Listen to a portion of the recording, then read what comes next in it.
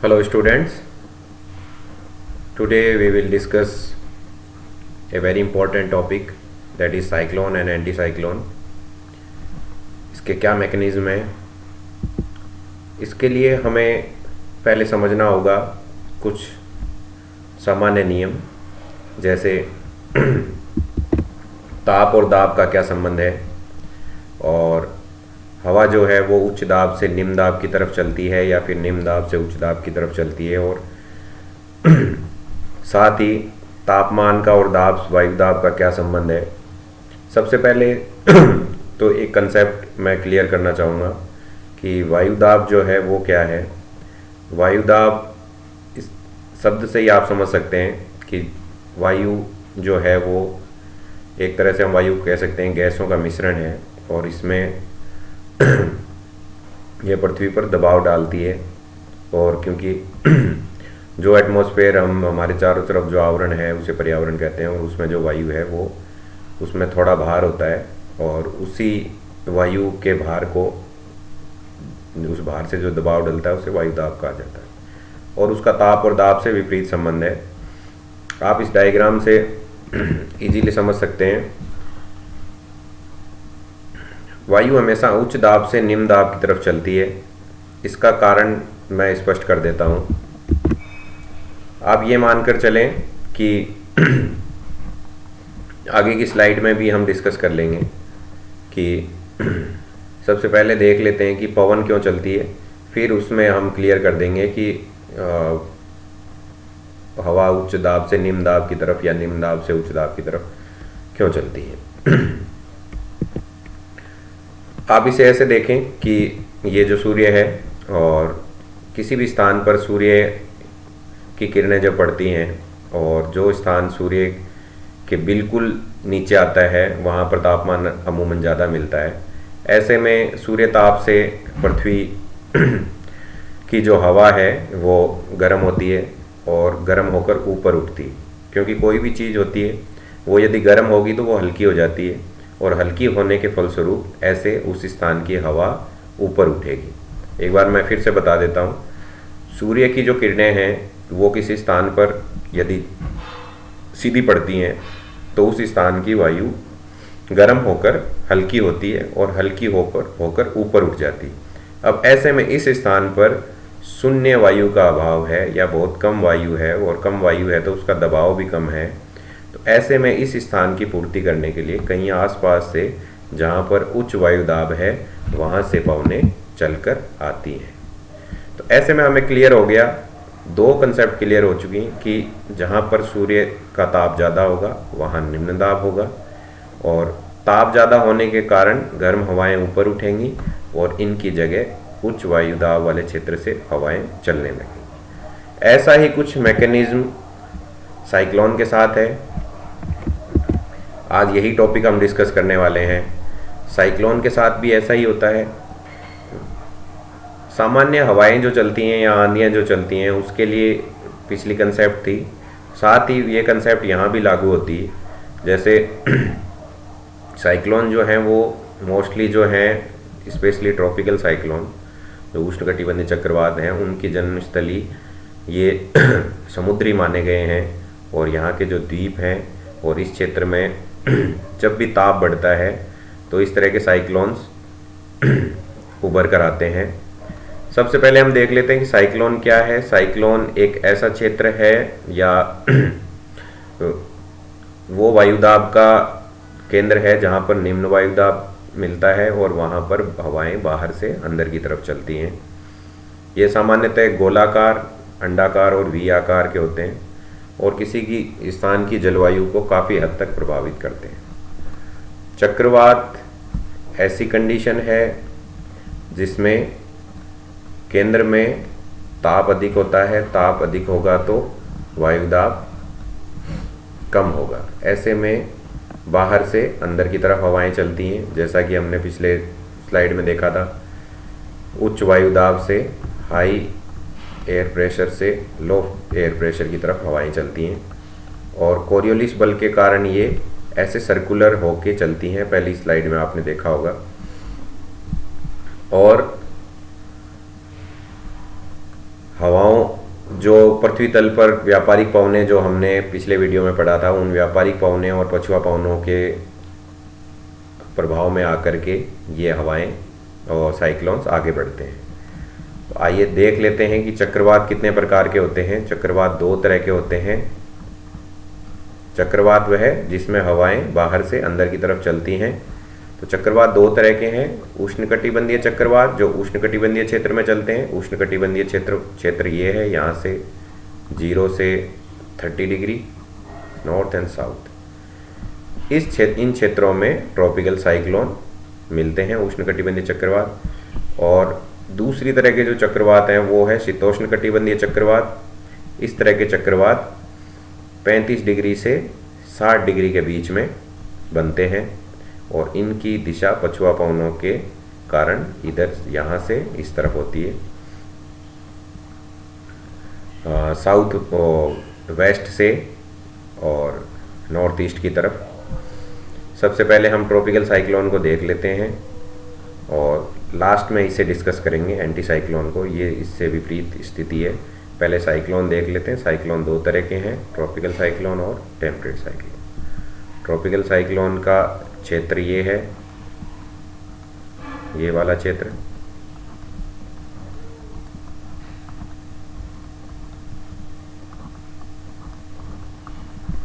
और temperate cyclone का जो क्षेत्र है वो ये वाला है।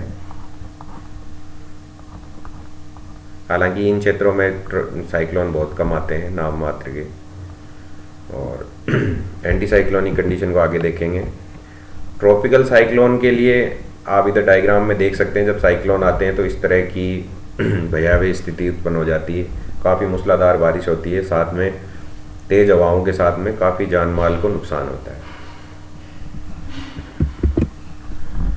इसके लिए जो आवश्यक दशाएं हैं वो है काफ़ी बड़ा समुद्री क्षेत्र होना चाहिए और 27 डिग्री से ज़्यादा सी सरफेस टेम्परेचर होना चाहिए। समुद्र का जो सतह का तापमान है वो 27 डिग्री सेल्सियस से अधिक होना चाहिए। कोरियोलिस बल की उपस्थिति होनी चाहिए जिस कारण ये हवाएं ऐसे सर्कुलर गोलाकार रूप ले सकें। और लंबवत पवनों की गति में अंतर कम होना चाहिए। कमज़ोर निम्न दाब का क्षेत्र होना चाहिए। सेंटर में इसके बहुत ज़्यादा तापमान होगा तो निम्न दाब पैदा होगा। और समुद्री तल तंत्र पर ऊपरी अपसरण होना चाहिए। इस साइक्लोन के जस्ट ऊपर वाले क्षेत्र में एंटी साइक्लोनिक कंडीशन होनी चाहिए ताकि हवाएं ऊपर की तरफ अपसरण करें। और ये साइक्लोन कहाँ से, अब छोटे छोटे साइक्लोन्स काफ़ी पैदा होते हैं समुद्र में, और लेकिन ये ऊर्जा कहाँ से प्राप्त करते हैं? ये जो लेटेंट हीट है, जो संघनन की प्रक्रिया में जो लेटेंट हीट जो छुपी हुई गुप्त ऊष्मा होती है, वहाँ से ये ऊर्जा प्राप्त करते हैं और प्रबल होकर के धरातल की तरफ बढ़ते हैं। और जैसे ही ये सपोज कीजिए ये इंडिया का दक्षिणी भाग है और जैसे बंगाल की खाड़ी में कोई साइक्लोन उगता है तो वो इस तरफ ये मूव करता है और जैसे ही ये धरातल पर पहुंचता है, इस टर्म को लैंडफॉल ऑफ ट्रॉपिकल साइक्लोन कहते हैं। जैसे ये धरातल पर पहुंचता है और धरातल पर पहुंचने के बाद में काफ़ी दूरी तय करने के बाद में ये यहाँ तटों पर काफ़ी नुकसान पहुंचाता है, लेकिन कभी कभी इसका फ़ायदा भी होता है, इससे काफ़ी बरसात भी होती है। और धरातल पर आगे बढ़ने के बाद में इसको वाटर की सप्लाई इसकी कट जाती है, इसको जल की आपूर्ति समुद्र में होता है तब तक तो मिलती रहती है, उसके बाद में ये आपूर्ति खत्म हो जाती है, तो ये धीरे धीरे खत्म हो जाते हैं। अब इनका यदि हम डायरेक्शन देखें तो ट्रॉपिकल साइक्लोन उष्णकटिबंधीय जो चक्रवात हैं वह उष्णकटिबंधीय क्षेत्र में ही पाए जाते हैं। और ये देख लीजिए आप, जो 30 डिग्री वाला जो क्षेत्र है इनके बीच में ये पाए जाते हैं। स्टार्टिंग में इनकी डायरेक्शन व्यापारिक पवनों के अनुरूप होती है और बाद में ये 30 डिग्री क्रॉस करने के बाद में ये पछुआ पवनों के संपर्क में आकर इनकी डायरेक्शन थोड़ी नॉर्थ ईस्ट की तरफ हो जाती है। एक आपको याद रखना है कि ये जो मैक्सिमम इनका टाइम जो आने का है वो अक्टूबर नवंबर होता है और सी सरफेस टेम्परेचर 27 डिग्री से ज़्यादा होना चाहिए, जो समुद्र का तापमान है, इनकी आवश्यक कंडीशन है इनके डेवलप होने के लिए। और ये नंबर ऑफ साइक्लोन्स दे रखे हैं कि इन क्षेत्रों में औसतन इतने उष्णकटिबंधीय चक्रवात आते हैं, जैसे यहाँ औसतन 10, 26, 8। और ये जो नाम दे रखे हैं ये इनके लोकल नाम है। वहाँ पर जो ट्रॉपिकल साइक्लोन आते हैं उनको अलग अलग नाम से बुलाया जाता है। जैसे ऑस्ट्रेलिया में विली विली है, इसे आप, ये काफ़ी कंपटीशन में पूछा जाता है और इसको आप ऐसे याद कर सकते हैं कि इयान हिली ऑस्ट्रेलिया का काफ़ी फेमस क्रिकेटर था और एडम गिलक्रिस्ट को गिली कहते थे, उसी नाम से हिली गिली के नाम से आप विली विली याद कर सकते हैं। और इसका आने का टाइम जनवरी मार्च है। और ऐसे ही यहाँ पे चाइना और जापान में, चीन में इसे टाइफून कहा जाता है और जापान में इसे टाइफू कहा जाता है। भारत और उसके पड़ोसी देश में यहाँ उसको साइक्लोन या ट्रॉपिकल साइक्लोन कहा जाता है। और यहाँ मेडागास्कर के पास में भी इसे साइक्लोन कहा जाता है। कैरेबियन सी और अमेरिका के क्षेत्र में इसे हैरिकेन कहा जाता है। ये आप एक इमेज देख सकते हैं, इस तरह से ये वलय लेकर के एक घुमाव कर, इस तरह के लोकल आपने आंधियों में भी देखे होंगे कि एक लोकल धूल का गुब्बार हमारे यहाँ भी डेवलप हो जाता है। हालांकि वो लंबे समय तक नहीं चलता है, चंद मिनटों का होता है, क्योंकि उसमें जल की आपूर्ति नहीं होती है, हमारा इलाका शुष्क है। हालांकि वो ट्रॉपिकल साइक्लोन या टॉर्नेडो के समान ही है। अब एक इम्पॉर्टेंट चीज़ ये है कि इसके जो मिडिल पार्ट होता है इसे आई कहा जाता है, साइक्लोन की आई। और इसके जो इस तरह से ये काफ़ी डायमीटर लिए हुए होते हैं और इनकी स्पीड जो है वो 50 से 250 किलोमीटर पर आवर तक भी चली जाती है। साथ ही आपको ये भी याद रखना है कि जो टेम्परेट साइक्लोन है या शीतोष्ण कटिबंधीय चक्रवात हैं वो काफ़ी इनका व्यास जो डायमीटर काफ़ी बड़ा होता है, काफ़ी बड़े क्षेत्र में होते हैं। ये थोड़े कम क्षेत्र में होते हैं।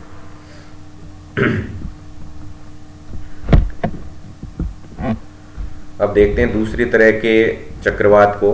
हम चक्रवात ही डिस्कस कर रहे हैं अभी। चक्रवात वह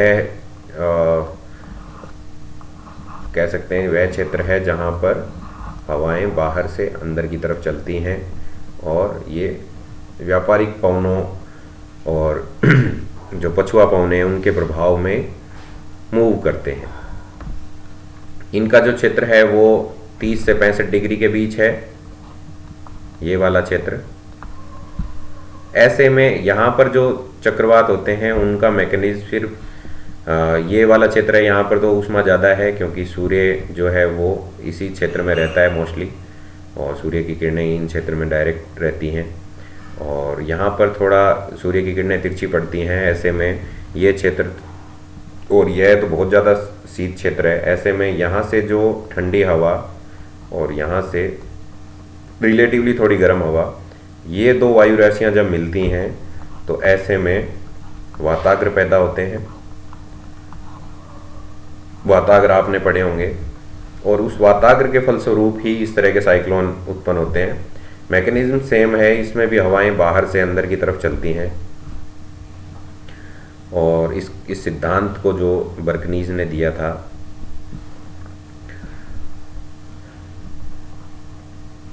उत्तरी अमेरिका के उत्तर पूर्वी तटीय भाग में उत्पन्न होकर ये चक्रवात पछुआ हवाओं के साथ पूर्वी दिशा में यात्रा करते हैं और पश्चिमी यूरोप पर भी प्रभाव डालते हैं। यहाँ पर ये क्षेत्र पछुआ पवनों के प्रभाव में आकर के ये जो भूमध्य सागरीय क्षेत्र है और ये जो यूरोपियन क्षेत्र है और यहाँ पर, और ये काफ़ी बड़ी डायमीटर में, आप ये मानकर चलिए कि 2-2 हज़ार किलोमीटर लंबा इनका व्यास होता है। इतने क्षेत्र पर ये प्रभाव डालते हैं और वर्षा करते हैं। इसमें और पिछले जो उष्णकटिबंधीय चक्रवात है उसमें डिफरेंस ये है कि उनका डायमीटर भी कम होता है, उनका बनने का कारण भी अलग है, इनका बनने का मैकेनिज्म अलग है और साथ ही इसमें कम समय में और ये काफ़ी भीषण होते हैं, इनसे कभी जान माल की नुकसान काफ़ी होता है, इनसे इतना नहीं होता है। साथ ही इसमें वर्षा ज़्यादा होती है और मूसलाधार वर्षा होती है, थोड़े ही समय में बहुत ज़्यादा बरसात हो जाती है और इसमें रह रहकर हल्की हल्की बरसात होती रहती है। अब इनकी कुछ विशेषताएं देख लेते हैं। इसमें दाब प्रवणता कम होती है। दाब प्रवणता यानी दो जो आइसोबार हैं, समदाब रेखाएं हैं, उनके बीच में डिफरेंस थोड़ा कम होता है, इसलिए इसमें दाब प्रवणता यानी हवाएं तेज़ी के साथ अंदर नहीं आती हैं और इसीलिए इसमें धीरे धीरे हल्की हल्की बरसात होती है। जल और स्थल दोनों में विकसित होते हैं ये, वो सिर्फ जल में विकसित होते हैं, ये स्थल और जल दोनों में, और इनका विस्तार हजारों किलोमीटर तक होता है। वायु वेग उष्णकटिबंधीय चक्रवातों से इसमें कम होता है। तेज बौछारों के साथ, जो मैंने कहा था वही है, काफ़ी दिनों तक बरसात चलती है और अधिकतर शीत ऋतु में ही होती है। उष्णकटिबंधीय चक्रवातों के मार्ग को स्ट्रॉम ट्रैक या झंझापथ कहा जाता है। यह भी क्वेश्चन काफ़ी बार पूछा जाता है, स्ट्रॉम ट्रैक। और इसमें प्राय 2 वाताग्र होते हैं और वायु राशियों की दिशा वाताग्रों के अनुसार तेजी से बदल जाती है। अब हम देखते हैं एंटी साइक्लोन क्या है, और साइक्लोन हमने दोनों देख लिए, उनकी बस स्थान का फर्क था। एंटी साइक्लोन जो एक तरह से एंटी साइक्लोन इन दोनों का विपरीत है। इसमें हवाएं बाहर की तरफ चलती हैं, अंदर से बाहर की तरफ। यहाँ पर हाई प्रेशर है और बाहर की तरफ लो प्रेशर है। ऐसे में हवाएं उच्च दाब से निम्न दाब की तरफ चलेंगी और ऐसे में यहाँ पर जो इसका केंद्र है, जहाँ पर एंटी साइक्लोनिक कंडीशन होती है, प्रतिचक्रवाती दशाएं, वहाँ पर बरसात नहीं होती है और हवाएं यहाँ पर गिरती हैं, उठती नहीं है। जिस तरह से आप देख सकते हैं, यहाँ पर जो था साइक्लोनिक कंडीशन में सूर्य ताप के कारण हवाएं गर्म होकर ऊपर उठी और वहाँ से उच्च दाब से हवाएं इधर निम्न दाब की तरफ आई और ऊपर उठकर यहाँ बरसात करती। ऐसा इसमें नहीं है, इसमें हवाएं नीचे की तरफ आती हैं और फिर बाहर की तरफ चली जाती हैं। तो ऐसी कंडीशन में बरसात नहीं होती है, यहाँ पर मौसम बिल्कुल साफ रहता है। हालांकि इनका क्षेत्र भी काफ़ी बड़ा होता है एंटी साइक्लोन का, परंतु इससे कोई नुकसान या बरसात जैसा कुछ नहीं होता है। यहाँ पर मौसम पूर्णतः शांत रहता है। ऐसा ही डिफरेंस है दोनों के बीच में, और एग्ज़ाम के नज़रिए से ये दोनों इम्पोर्टेंट हैं, चक्रवात और चक्रवात में भी उष्णकटिबंधीय चक्रवात और शीतोष्णकटिबंधीय चक्रवात, जिसे वाताग्री चक्रवात भी कहते हैं, क्योंकि वाताग्र 2 वायु राशियों के मिलने से बनते हैं और शीतोष्णकटिबंधीय चक्रवात उन्हीं वाताग्रों का परिणाम है। मैं आशा करता हूँ कि आपको ये टॉपिक